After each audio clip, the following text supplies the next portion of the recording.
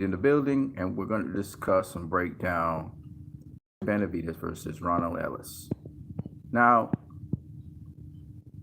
I could have done a breakdown video of both fighters, but I chose not to on this occasion. Okay, let's talk about this. First of all, David Benavidez is coming off of a fight against Romer Alexis Angulo, and actually was a tougher fight than it appeared to be. Alexis Angulo is actually a pretty good fighter. I came from Colombia, heavy hitter, heavily muscled, very strong fighter. Okay, very strong, stronger than David Benavidez. Much harder puncher as well. However, he was much slower than David Benavidez. He did have pretty sound defense, even though he was that slow. And he was able to do a couple things to David Benavidez. One of the things he was able to do was push David Benavidez back a number of times, get him to the ropes, and then pummel his body. Now, David Benavidez doesn't necessarily fight off the back foot, even though he can do a little bit of that. He jabs, I see him improve a lot as a fighter, and one of the things he does on the back foot is jab. He has very good defense for a big guy like that, and he's very sharp, very, very powerful. He has good power in both hands, destructive power, that is. He still doesn't attack the body enough. I would say David Benavidez would. I would like to see him go to the body a lot more than he does, but he has improved significantly from his earlier times and his earlier days. He has a very, very good jab, an excellent jab actually, and he's improving on jabbing. And of course, we know David Benavidez for throwing a number of combinations. He can throw them. He starts off out wide because he has a very long jab. So he can catch you out wide with the jab, for example. And once he hurts you, he goes in for the kill. He throws a lot of combinations. But in his throwing of combinations, he can be countered. Okay? And he is countered by the left hook numerous times in the middle of his combinations. But because he's such a big super middleweight, he takes certain punches pretty well. He's vulnerable to the body. He's open. I shouldn't say he's vulnerable to the body. He's pretty strong down there. But what I mean is he's open to the body. You can land punches to his body. Okay? That has not changed. Now, he's most effective when he's punching going forwards. When he's on the back foot, he's not as effective. He can counterpunch you on the back foot, don't get me wrong. And he can set traps to counterpunch you on the back foot. And he does have nice circling pivot work when he's in the center of the ring, so he can go around and around. But for the most part, David Benavidez counts on his size and his strength to pretty much bully an opponent, even though he is a smart fighter, don't get me wrong, and push them back. Once they're on the back foot, that's where he does his best work. Now, having said that, the challenge in his fight against Romer Alexis Angulo was that Romer Alexis Angulo was such a big, strong guy, it was very difficult for a substantial portion of the fight for David Benavidez to really push him on the back foot. That happened in spots in the fight. It was actually David Benavidez who was on the back foot a lot in the fight. And as such, Romer Alexis Angulo had a lot of opportunities to attack him. Having said that, David Benavidez's defense really worked well in those moments where he would, tighten up behind his high guard against the ropes and catch a lot of Alexis Angulo's shots to the body. So he had to box a lot more against Romer Alexis Angulo, and actually he did drop Romer Alexis Angulo early in the fight. I think it was in third or fourth round. He dropped him. But by and large, it was a very competitive fight, even though I do believe David Benavidez was winning most of the rounds because Alexis Angulo, he's kind of slow. So even though he's getting a lot of his offense off, Benavidez was able to, excuse me for a second.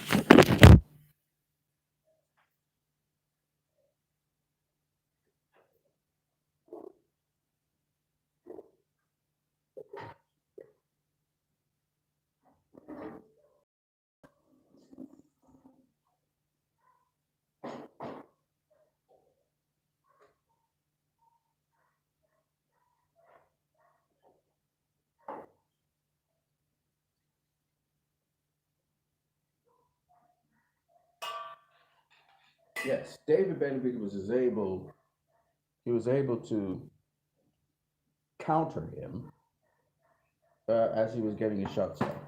And he was looking to hurt. He was looking to hurt Romar, Alexis, Angulo as much as he could. Okay. Now,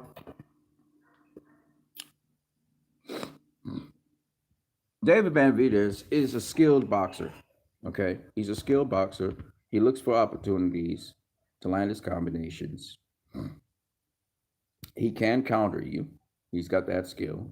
He's very aggressive. So what happens is once he finds a moment somewhere in there to hurt you, he's going to go for it. But he's a smart fighter in the sense that he uses, proper footwork. He's not flat-footed. He can move around the ring lightly on his feet if he needs to. But he can plant for power. He's not really the heaviest power puncher I've seen. In fact, like I said before, Roman Alexis Angulo actually was a heavier puncher than he was. It's just that David Benavidez was able to catch his punches most of the time and didn't get caught with a lot of his punches. And again, Roman Alexis Angulo was a lot slower as a boxer, but then the angle at which he was coming at David Benavidez pushed David Benavidez back because he was attacking David Benavidez's body. He would use that jab off of the angle and jab in, and he's lunging it off or shotgun jabbing off of that angle. And he's pushing David Benavidez back. So David Benavidez actually at the end of the fight raised Alexis Angulo's hand with him because he was so impressed by the performance of Alexis Angulo. The thing about David Benavidez when he's fighting, he's also very relaxed. He's also very calm when he's fighting. So that's another thing. David Benavidez has an array of skills. He can go southpaw on you. It's not always effective, but he can fight southpaw just like the Durrell brothers. So he's from Phoenix, Arizona, but he's like his father trains him, but he's kind of like the Durrells. He has an abundance of different skills and abilities that he can bring into his arsenal. He can shorten up his punches and throw combinations at short distance. Though he doesn't infight a lot, he keeps the high guard there, kind of like Tito Trinidad. He can push you off of his body. He also has nice, long, beautiful jab. And if you underestimate the length of his jab, you're going to be in trouble. Okay, he can also slip off to the side and throw a spear jab at you, right? His defense is pretty good. He has both the high guard defense and he has the half guard defense, aka Michigan shell, Philly shell, whatever you want to call it. But he still gets caught using the shell. He can get caught over the top using the shell because sometimes he doesn't implement the shell properly. And also he sometimes gets caught to the body because when somebody pivots off to the side, he does not pivot with them. So he gets caught to the body. So you can jab him to the pit, even though he's using the shell side on to try and cut down the distance. And even though he's using the shoulder, he doesn't implement it where sometimes he snaps back and has the shoulder protecting the chin properly so he can get caught over the top with the overhand right. Remember, he's a very tall guy, so sometimes he doesn't think about leaning back. Yeah, another thing sometimes is he keeps his chin up in the air where he should tuck it, but most of the time he tucks his chin coming in on his opponents. So by and large, every fighter has flaws, but a lot of fighters can capitalize on his flaws. And to take you back to Ronald Gavril versus him, the first fight and even the second fight, Ronald Gavril had a lot of success jabbing him. And I think a lot of other fighters realized that and they started jabbing him to the pit. And a lot of the fighters, up to just very recently there, Roman Alexis Angulo was doing the same thing. That's how he got to get to Benavidez. Benavidez, when he's sort of squared up with the two guard or the double guard, he gets hit he does not cover his entire body properly, so he gets stabbed to the pit. And if you are getting stabbed to the pit for 12 rounds, you're going to wear out. And David Benavidez is a very young fighter, still strong, got a lot of energy, but you cannot be affording people stabbing you to the pit. You need to protect that area. And to do that, you cradle and you lean forward. The other thing with David Benavidez, sometimes he comes in a little too tall. He has to know, see, he doesn't have a variety of stances. He has the shell where he picks off the opponent, and he has the high guard. But you need to change your stance. What I'm saying that is, you have to have a variety of stances. You have to have a crouch stance, to sort of lengthen you out a little bit more. So I would suggest David Benavidez, he crouches into his stance and widens his stance, so he has that variation of his stance as well. That way he has further length away from his opponent, and he can also get away from his opponent much better. Kind of Sergey Kovalev versus Canelo Alvarez is an example where the stance is widened. So you have at least 3 different stances. He only has 2. And you need to change the variety of your stances and the different things you can do in that ring, and not just 2 stances. He has only 2. And I think that's why he gets jabbed to the pit a lot more often. And he has to catch the jabs, than because that is one of his vulnerabilities.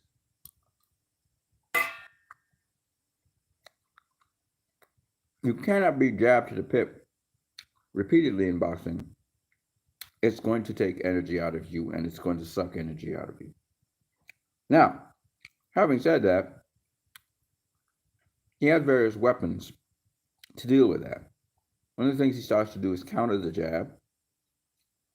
As I said, he adjusts his stance, which is good.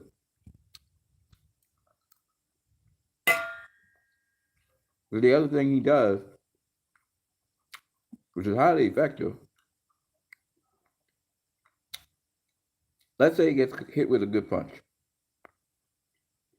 He proceeds to return that same punch to his opponent.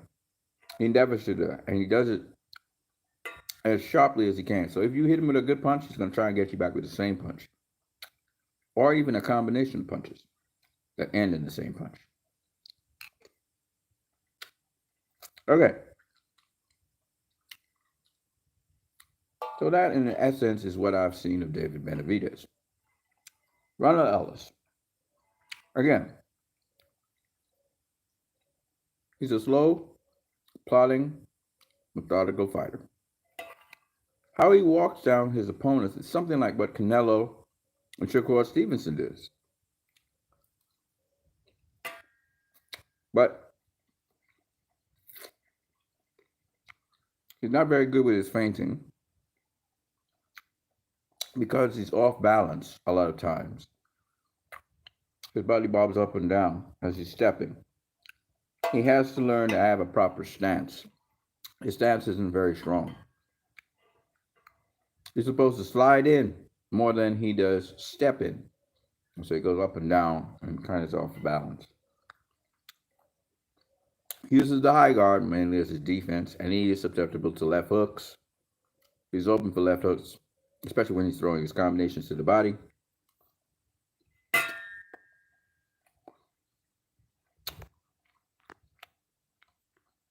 Faster, sharper fighters like Benavidez are like kryptonite to him.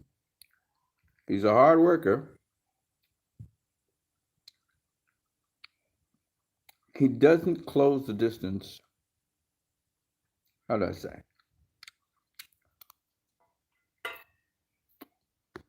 Because he tries to close the distance like Canelo, but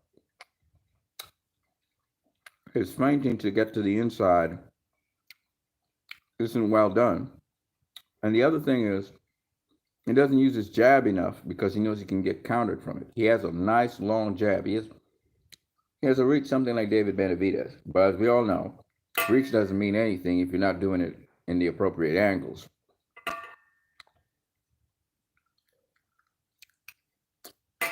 He doesn't use the jab enough, 1. And 2,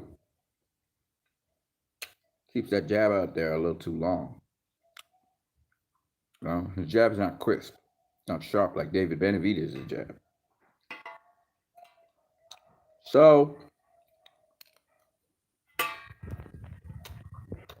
I've seen fighters get him in trouble and hurt him. Yes. So Junior Yonan was a fighter that fight that he faced. And he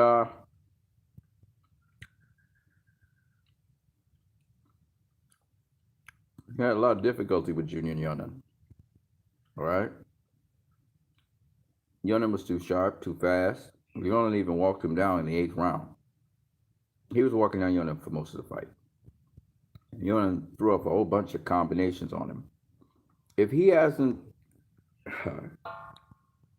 he can't do that with David Benavidez.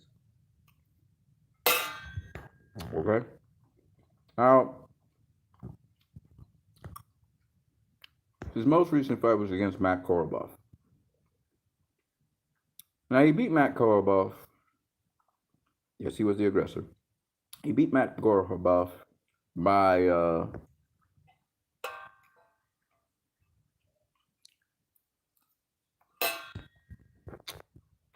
Korobov unable to come out in the 2nd round because he twisted his leg bad or something. Popped a tendon or something. Okay, so how does this fight go in prediction? David Benavidez knocks out Ronald Ellis. Okay, he knocks him out.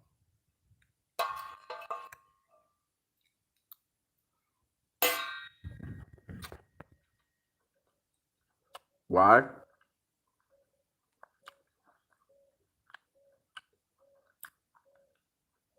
Ronald Ellis is a fighter who is young and still working on his craft, and comes from a family where 2 of his siblings, other siblings, box. Rashidi and Rashida. Strong, but not as strong as David Benavidez. His knowledge of boxing is improving. He's a hard worker. But we're seeing his kryptonite is a fast, sharp boxer. And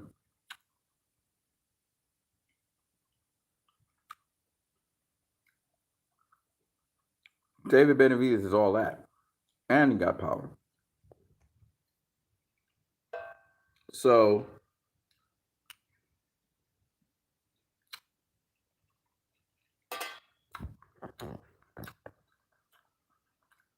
I expect David Benavidez, who's bigger. I'm pretty sure he's stronger. He's sharper, faster, quicker, better schooled because he uses a jab religiously. Boxer to be too much for Ronald Ellis, who shouldn't be facing a David Benavidez at this time. I would suggest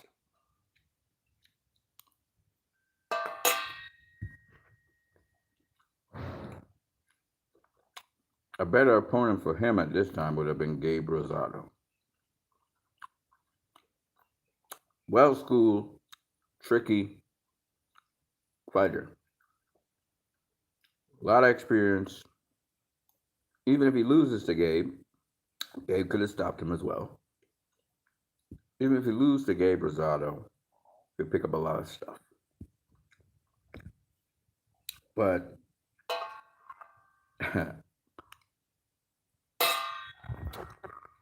David Benavidez, though he doesn't have as much experience, too young, too strong, and he's a natural 168-pounder, a big one, and it could get brutal in there. You know, Benavidez can put his combinations together and get you out of there in a nasty fashion. So I'm hoping, at least, they have an answer to some of the combinations that David Benavidez throws in there. And he can get very creative with them. He can hit you a right, left, with an uppercut inside there, or 3 or 4 uppercuts in there mixed in with right hooks and left hooks and straight rights and stuff like that. He can really mix it up. And very fast. So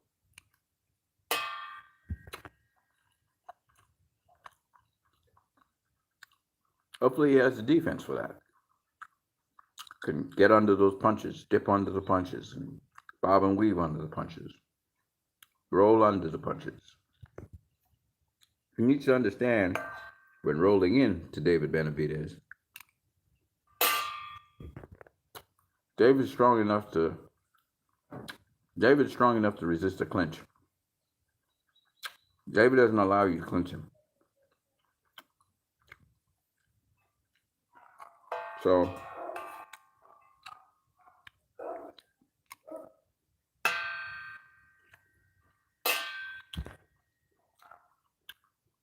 these are some of the things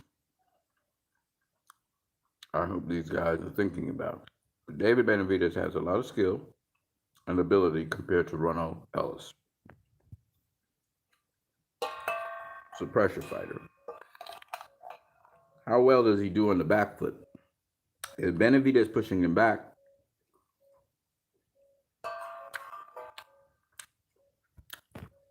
the guys that pushed back Ronald Ellis, had him on the back foot, made him very vulnerable.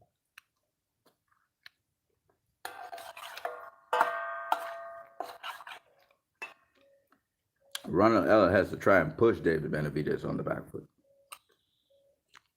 So I don't know.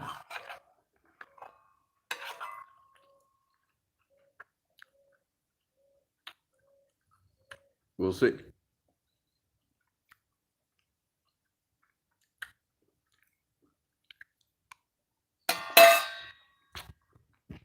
So that's my prediction for the fight. David Benavidez stops Ronald Ellis. Maybe round 4, round 5. By then, Benavidez assessing him and seeing he's not much, take him out.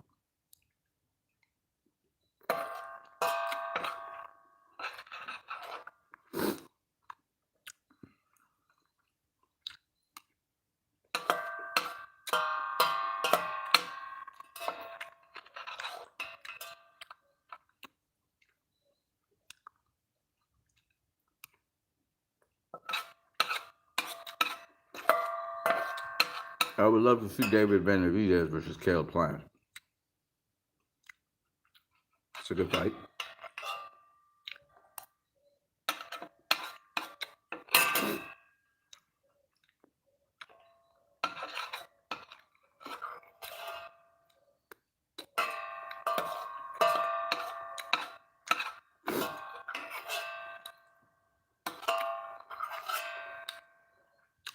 Guys like Caleb and Billy Joe, their footwork is good enough in defense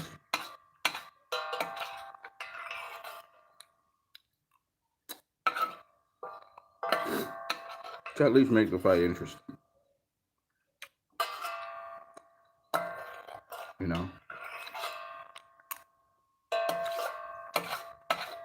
Anthony Durrell was doing a good job against David Benavidez, but he was not doing an excellent job of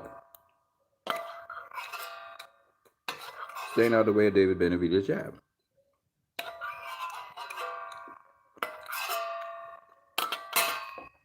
And Benavidez has been working on changing the tempo, rhythm, pace,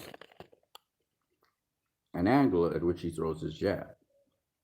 So these are things that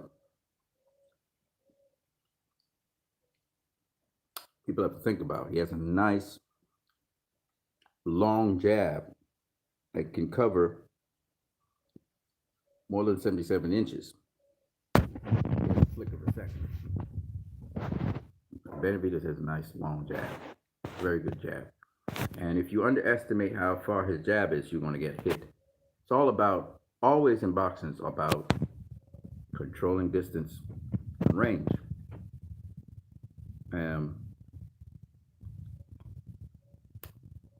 You can't make mistakes with those things. You know?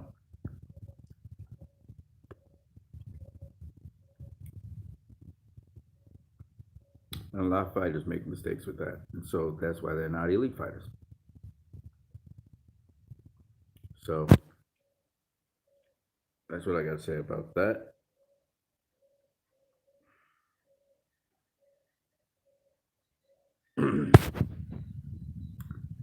I want to talk a little bit about one more thing before getting out of here. And that is with respect to, I was watching a post, and the post was speaking about the most technical heavyweight. And the post made the comment that Vladimir Klitschko is the most technical heavyweight of all time. I don't agree with that at all. I don't agree with that at all.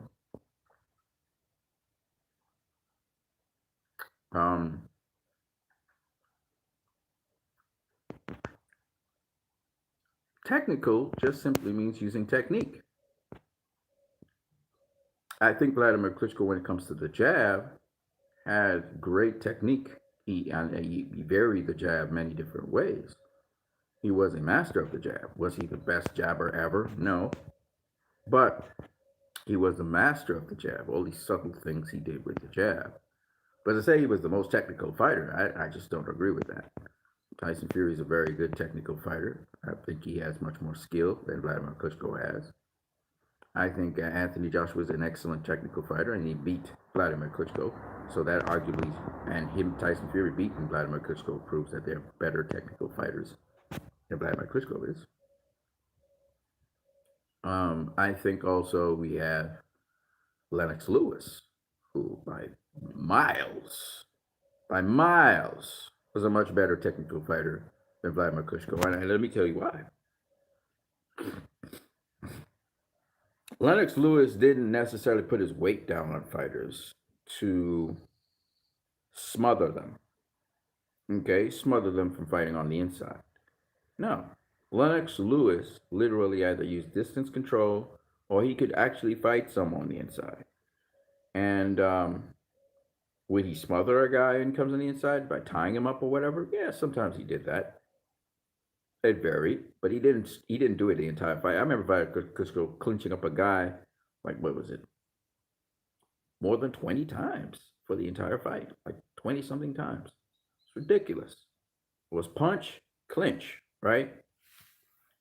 I mean, that happened back in the day too. Let's not be naive about this. This has happened many a time back in history. But what I'm saying is that doesn't make it punch and clinch. It's really weird because what people even define as technical today has no, like, a lot of people think, for example, that someone is a boxer because they move around the ring and either occasionally throw a jab or they pot shot. That is not boxing only. That is called outboxing. And yes, there is, again, you have to be a technician to kind of do that somewhat because you have to know distance, range, reach, and all that. That is boxing, but it is not all to boxing. Boxing, as the sport implies, there are three major ranges. Some people say four. There are three major ranges that you box in. Okay, you can either box at the end of your stick or jab on the outside of an opponent, meaning outside of the opponent's range, which is called outside the pocket. You can box where you're within the opponent's range, but not right up on them, which is known as mid-range, or inside the pocket. And then you can also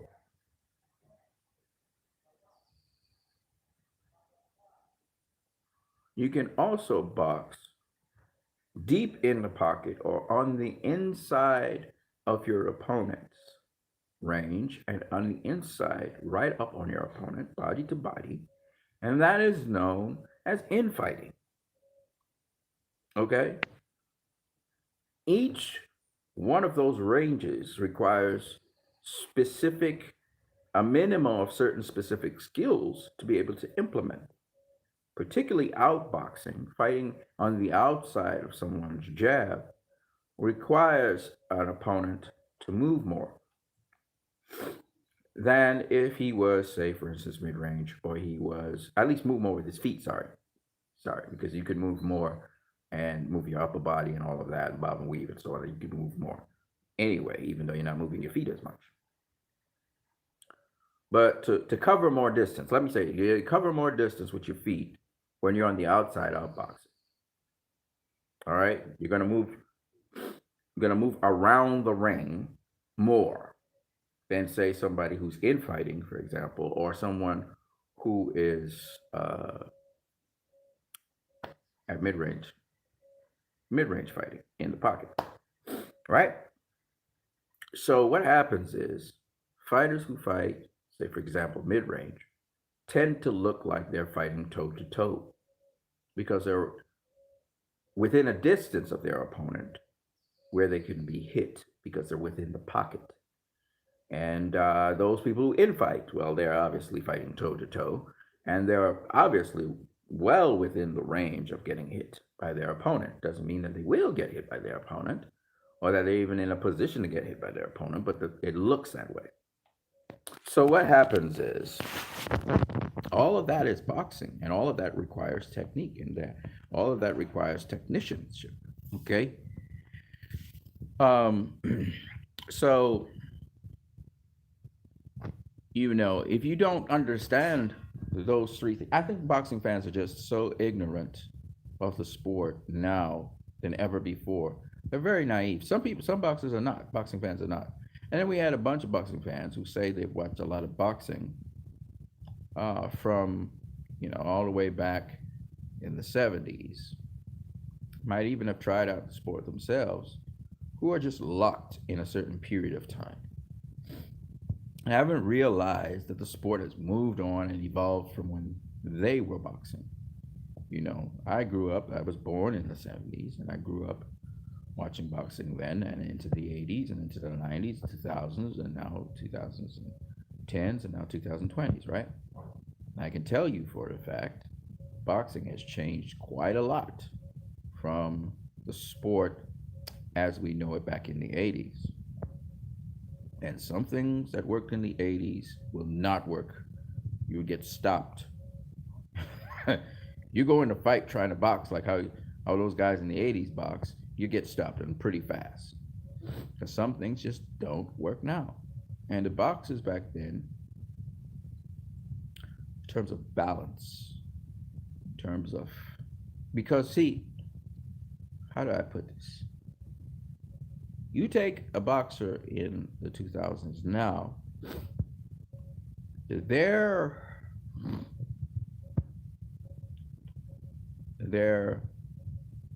stance is different. That's the best way to put it. Their stance is different. So a lot of boxers now focus on stability when they're boxing in their stance, having a very, very stable stance. And there's all these exercises and routines they do to make sure their stance is strong and stable. And by stance, which we knew from martial arts, is like the foundation of it's your foundation pretty much. Stance, is something you have to work on daily. And that is the foundation from which you can move. Now, yes, back in the days, all trainers used to, train boxers from their foot go up. That's nothing new. But the techniques and the training today has taken that to a whole other level. You look at the really elite boxers today and the stances that they take, They have different kinds of stances. And you know what's the thing about it is, in a way, when you have the appropriate stance, you kind of simplify boxing somewhat, because a lot of boxers needed to alter their stance and their positioning in space because they and consume a lot more energy because their stance wasn't the appropriate stance for the particular style that they were using. So all of this trial and error over time gets refined. Now, some people say, well, the fights are not as exciting. Well, yeah, top tier fights are not always as exciting as before. People are not just getting knocked out like they used to before because, again, fighters today are very cognizant of defense. And I'm not saying the fighters yesterday weren't cognizant of defense, but when I mean cognizant of defense, I mean they work on that shit. Like they work on it religiously with trainers and with specialized people working on particular parts, and they're rehearsing it and they're working it and working. And for these boxers, it's like a life. They're in the gym the time, all the time, working on different aspects of their game, period, with new methods, with new techniques, okay, to get that absolute correct, that correct positioning. All right. So that's it's different now. In fact, there are a lot of boxers now who don't do road work anymore. Road work is not what they use. They use high impact training. Okay. So there's a lot of things that a lot of people don't realize with the sport to elevate the sport, because there's a lot of science behind the sport now. So it's changed. Those days are, with anything in life, things get better, and sometimes certain other things are removed from it. Now, some people say, well, the boxers today, they're not throwing combinations like they used to, and they're not boxing as regularly as they used to. Well, it's because the quality of opposition is now tiered. So there is no reason, first of all, for boxer X, for example, to fight boxer Y, who is nowhere on his level, just to stay busy, to say, okay, I've accumulated a little bit more experience, I'm sharp enough for the next fight. There's no need for that anymore, because the way the system is, it's tiered. And I'm not going to, once I reach a certain level in boxing, once I become a world champion, for example, or I become a contender, I'm not interested in fighting debutantes. I'm not interested in fighting guys that come off the street. I'm not interested in fighting guys who are journeymen. I am now interested in facing champions because I'm a contender. It's called levels in boxing. And yes, back in the 80s, we had that as well. People who got the NABF title, for example, or the NABO, right? They were contender status, and now they were entitled to face the champions, but it wasn't as rigidly adhered to as today, where guys are looking to become champions. And so they move up the ranks rather quickly, because at least the special ones, the elite ones, they move up the ranks really quickly because they are moving through what is called a tiered system. And the matchmakers put certain challenges before them to push them. If they get past that challenge, okay, that's the next level that we need to go to. So they select fighters who bring certain challenges to the fighters, matchmakers. Okay, so they've become much better at matchmaking as well, which is what a lot of people just get. The sport has evolved a lot more than it used to be. Okay, so all right, let me put it this way. Back in the I'm going to go all the way back to the 1920s, the 1915s, the 1910s, the 1900s. Okay, Joe Gannon's time, for example. Guys used to fight in the street. Fights would be arranged on a day-to-day basis. A guy would come to a certain town. They would arrange. People would bet their money, and pretty much the fight would happen right there in the streets or in a pub. Okay. and the so-called town hero or the town great would face this traveler who was renowned for what he was doing. Those days are over. Okay, those days are over. So you're not going to see a fighter fight 200 and something, 300 and something fights. That's not going to happen anymore. It's not just anybody contesting. You know, I've seen world champions. If you go back in history, world champions have faced debutantes. Well, these debutantes obviously were fighting. You know, they were maybe legends of their own in place or whatever, and they faced these guys and they got slapped. Why? It's just a difference between a guy who has been doing the sport at a certain level and another guy who, you know, I'm the Tom Bass. That's totally different. All right, the sport has evolved a lot. All right, in the 1800s, you know, there was nothing called the sweet science. Sweet science came late in the 1800s. You know, some French guy or whatever it was. No, some guy who was a middleweight and he fought all the way up to heavyweight, I think it is.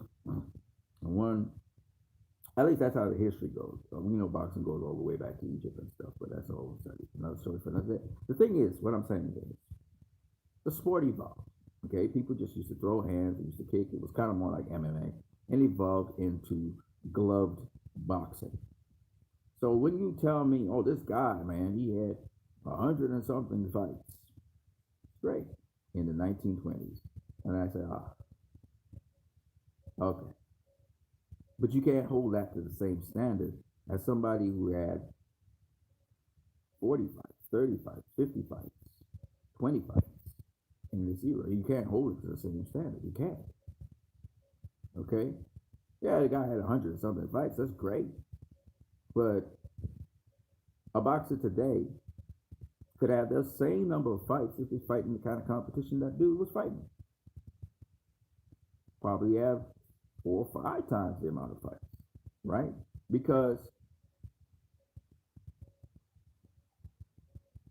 you fight regularly in the amateurs, right? You fight maybe twice a month, whatever, right? You fight a lot in the amateurs. That's how guys amass over 100 fights in the amateurs. Javante Davis has 300 something amateur fights, fighting since he was a kid, right? Now let's put this into perspective. Amateurs have you have like what 3, 4 rounds at most, but you have a lot of fights, right? Now you think about in the 80s it wasn't the same thing, right? In the 80s there's a much more stratification. You get to fight the top tier guys, that kind of thing. But if you look at the early times, anybody used to fight anybody. And what makes that interesting is the sense of this. You are talking about a guy who comes off the street. You guys call them cab drivers, but they had experience. They fought before. A guy comes off the street, faces this guy beats him, and that's how he becomes a legend. He becomes a legend because he's doing it on a regular basis. The guy's coming off the street. I'm not saying he's not also facing guys in a ring where a whole audience and a whole set of people are watching. I'm not saying that either. He fought in clubs, they fight in clubs, they fought in arenas, and fought top tier guys and beat them too. But the thing is, when you tell me that this guy has had so many different fights, yeah, if a guy comes off the street and you were a pro boxer and the guy's been street fighting and they step into the ring with you, and you're a pro boxer, I'm picking you to beat that dude because you have fought at a higher level than that dude. There's levels to the sport of boxing. Back in the day, anybody used to face anybody. They didn't study about tiering people and putting them in levels. All right, so let's fast back to 1980s, and let's talk about the present time we're in. So what happens is in the 1980s, there was a tier system, right? There was debutante, and then then you have debutante, you have journeyman, then you have contender, then you have you have debutante, prospect, contender, right? Guys who are journeymen because They are used to check to test guys moving up levels, right? And you have champion. So there was that system in place. Okay. The thing about it is, uh, while that system was in place, sometimes, say sometimes guys would face guys who were not anywhere near their level, and it would go on. You look at things. Julio Cesar Chavez did that. He didn't have really a much of an extensive amateur background, and so he faced some guys who they may have even had pretty good records, but it wasn't a sanctioned bout because they weren't really on his level. They just weren't, right? So, what am I saying? I am saying that this is the way how the sport was. Now, you see how everybody went up in arms when Canelo faced Gildrum, because every one of us knew Gildrum was not anywhere near on Canelo's level. Yes, he'd been a contender. Yes, he had faced Anthony Durrell, but we knew from Gildrum's style that, and we had just seen Canelo beat a lineal world champion, that he did not belong in the ring with Canelo. All right, Canelo had just been fighting champions after champions after champions. This guy was not a champion, one. Two, he did not belong in the ring with Canelo, right?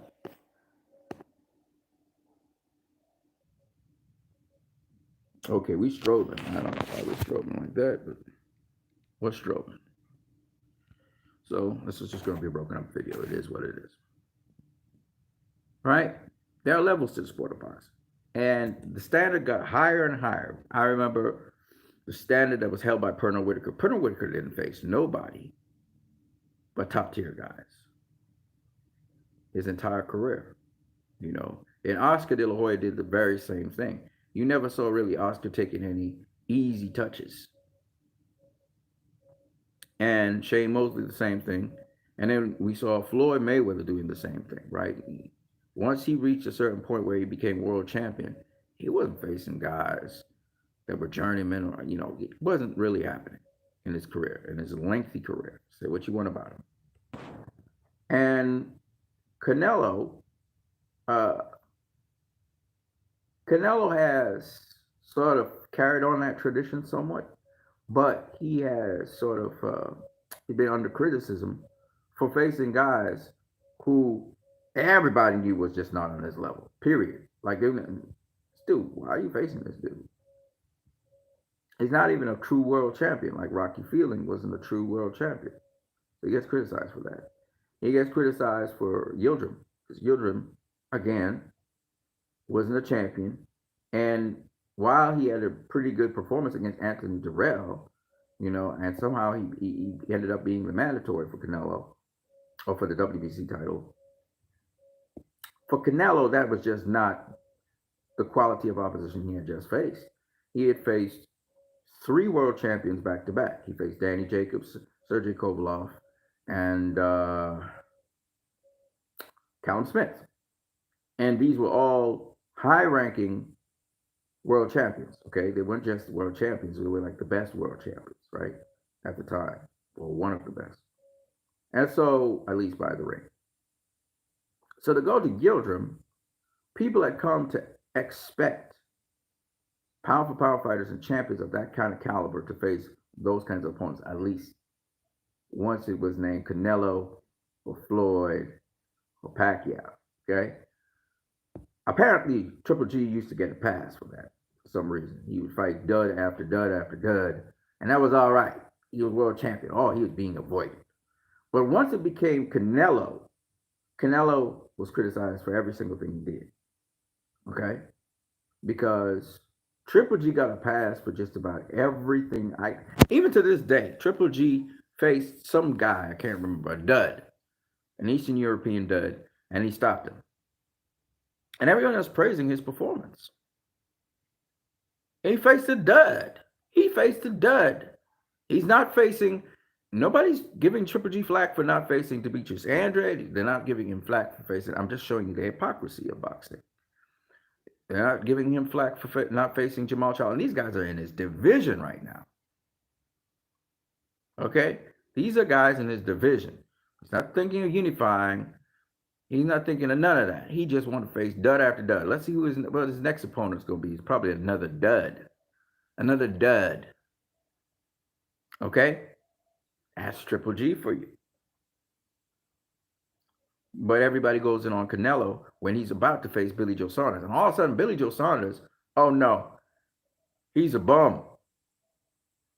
Billy Joe's a bum and he's going to lose and blah, blah, blah, blah, blah. Billy Joe Saunders was supposed to face Triple G, if I'm not mistaken. Triple G isn't facing anybody. Oh, well, he's 39 years old. He's an old guy. Give him a break. Yeah, but he's a world champion. If you want me to give him a break, then why doesn't he just give up his belt and face whoever he wants to face? Well, Triple G wants Canelo. Canelo's not facing Triple G. I'm like, Triple G's just talking. He wants a paycheck. He don't want to face no Canelo. For what? He don't even want to face Demetrius Andrade or Jamal Charlo. Jamal Charlo don't look like he want to face Demetrius Andrade. He's posing like he wants to face David Benavidez. He don't want to face David Benavidez either. He just talking that talk. I mean, think about what I'm saying. So, anyway, the standards today are different to yesteryear. And people will say, well, the fighters were fighting more. So that's why they could have these stay busy fights in between. And I'm like, but Canelo's fighting Billy Joe Saunders. How much better can you get than that? It's a stay busy for Billy Joe Saunders. But it's not acceptable today. The standards have changed. If you say you're going to fight, look at Deontay Wilder. I'll give you another example. Deontay Wilder fought very regularly, right? He's fighting fight after fight after fight regularly. And they said Deontay Wilder fights bombs. He's not really willing to face the big fighters. So when you're fighting regular and you're staying busy like Triple G or Deontay Wilder, you get criticized for facing your opposition, which is not up to par. And they don't understand that back in the day, it was the same thing. People just didn't get criticized for it because people knew that the big fights, they would come up with the big fights. Just like how fighters today are trying to make the big fights happen where they can. But in the meantime, you got to stay busy, right? So the standard has changed. Okay? And so you have guys with fewer fights, but the quality of opposition is higher than guys who have a lot more fights. Back-to-back opposition. And that's what I think a lot of people just don't understand. And you have to understand another thing. A lot of people say the fights are not as exciting in boxing. People have been spoiled by MMA. MMA is kind of bloody, right? They have smaller gloves. They pin each other down. They choke each other, whatever they do on the ground, whatever they do. I don't know. I don't really care about MMA. But the thing about it is, sometimes there's a lot of blood and stuff, and people get the matchups they want to get, at least in the UFC. I can't speak for the other places. My thing is, because people have been spoiled with that, and because we live in a society where people want everything now, I think boxing must conform to those rules. Even though boxing, at least at the highest level, there's humongous amounts of money at the highest level in boxing when a big fight happens. Now, people want excitement when they watch a fight, okay? People want excitement when they watch a fight. What would that excitement look like? Well, that's a great question. But I like to see people throw down. So what happens is, if there's a boxer who has skills and abilities and sharp and knows how to fight very well, so that there are not as many exchanges in a fight, and say lesser skill boxers, people say now today, they say it's a boring fight, which is weird to hear. Even if the boxer knocks out the other fighter, they'll say, "Oh, that was a boring fight. Boring boxer." Of course, the narrative is also carried on by now media that should know better. They're now classing fights as boring fights, and then you hear, and it dumbs down the sport. See, and the beauty of the sport, the fun part of the sport, this is what makes the sport, what makes boxing boxing. Boxing is not fighting like fighting. Boxing is a science. You know, if a highly skilled boxer, for example, meets someone who's a street fighter, throwing hands, that is, it's going to look devastating how that boxer takes out that street fighter, breaking his jaw and everything, because there's levels to the sport of boxing. A street fighter coming in to box a boxer can get butchered. The boxer can look really tremendously great. Take, for instance, we saw Mayweather go up against Conor McGregor. Conor McGregor is not a street fighter. He's a trained mixed martial artist. Okay? And we saw Floyd systematically take him out. Right? Systematically take him out. When it comes to throwing hands,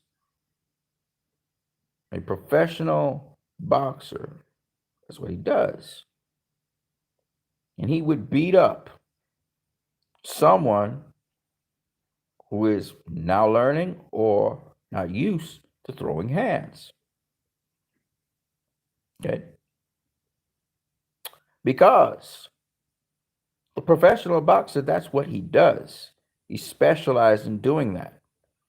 So a guy that you see getting beat up fight after fight in a pro fight might go up against an NFL footballer and knock his ass out. And y'all be looking at it like, what just happened? Well, the NFL player is not a boxer. He's not a boxer.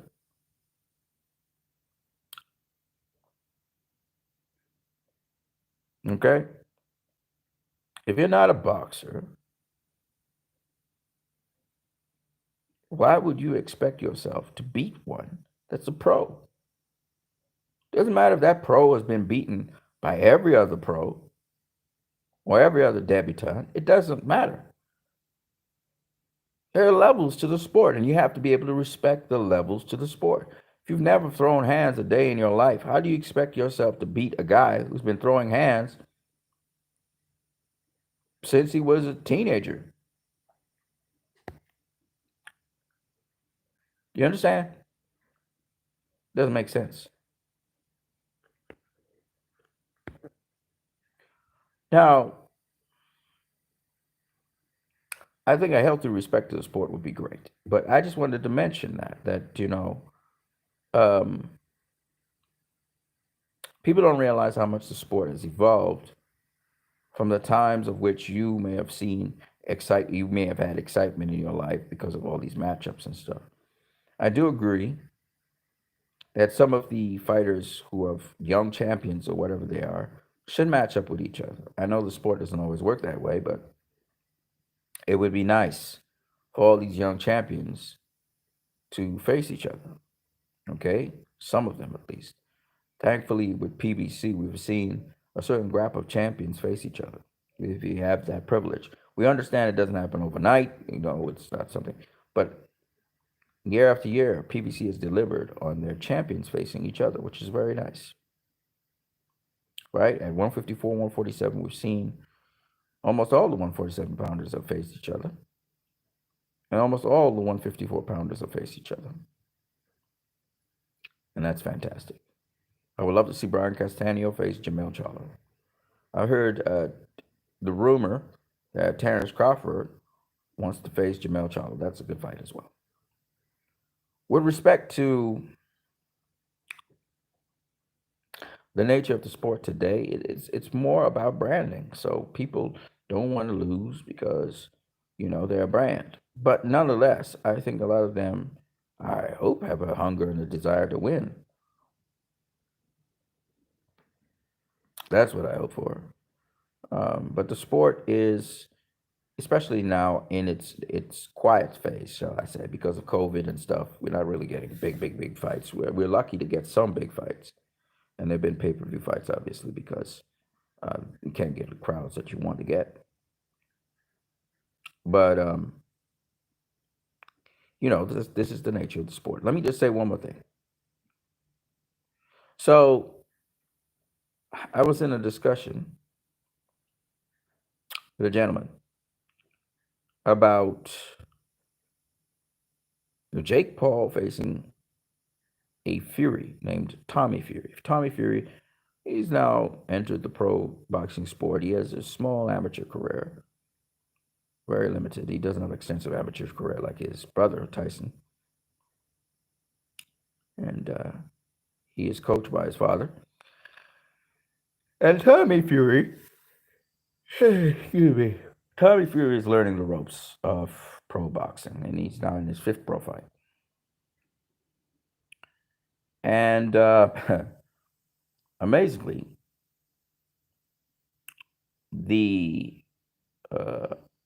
some people believe that Jake Paul would give Tommy Fury problems. They're not guaranteeing that Jake Paul would beat Tommy Fury, but that he would give him problems if he were to face him now. Because I do believe Jake Paul called out Tommy Fury or something like that. Tommy Fury said, yeah, sure, I welcome that fight. Some people say they don't like how Tommy Fury looks when he's fighting. I gotta be honest with you. Tommy Fury is obviously in the early stages of his career. He's still learning the sport, etc. But it's ridiculous to think that Tommy Fury would have problems with Jake Paul. And this is where I'm confused by people who say they know boxing and do not understand levels in the sport of boxing. Jake Paul hasn't faced a real professional boxer ever in his career as a pro fight. Tommy Fury has faced 5. And a lot of that 5 have had extensive experience in boxing. They're not debutantes either. Yes, they lost a lot of fights, but what I'm saying is they had experience. And I think it's just disrespectful to the sport of boxing to tell me that Jake Paul could belong in the ring with Tommy Fury. You're basically spitting in the face of the sport. You're saying that Tommy Fury, who has extensive background in boxing, who decided to enter the amateurs to go into the pros, he was going to use a limited amount of amateur fights to go into the pros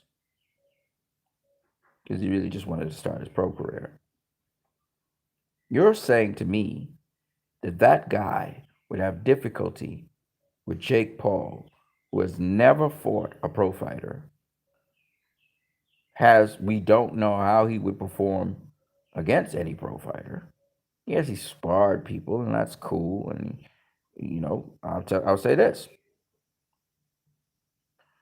the MMA guys, the 2 MMA brothers, I forgot what their names are. They have sparred guys like Anthony. They sparred guys like Andre Ward, and giving them good work too. That doesn't mean that they can just jump into the pro fight game and face a pro fighter and beat him. Doesn't mean that. We have to see what happens on fight night. So for somebody to say, oh, Jake Paul would give Tommy Fury problems, how could you know that? And he hasn't proven himself in a pro fight against a real pro fighter of any kind. Tommy Fury showed you what he could do.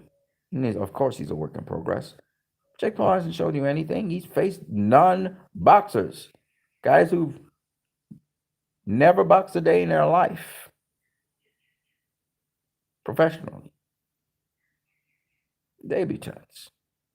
So I just hope that people would stop hyping up guys like that. And I don't really care what pro boxers say. The reason is because a pro boxer will exaggerate things when he's in a certain camp. he may marvel at the fact that this guy can do this particular thing so quickly, in sparring at least, because he's never really fought and done boxing much in his life. So they will sometimes exaggerate things. Now Jake Paul versus KSI, for example, I do agree. Jake Paul will beat KSI. And again, it just has to do with commitment. KSI, you can't be just chilling out, and then decide to go back into boxing. It doesn't work like that.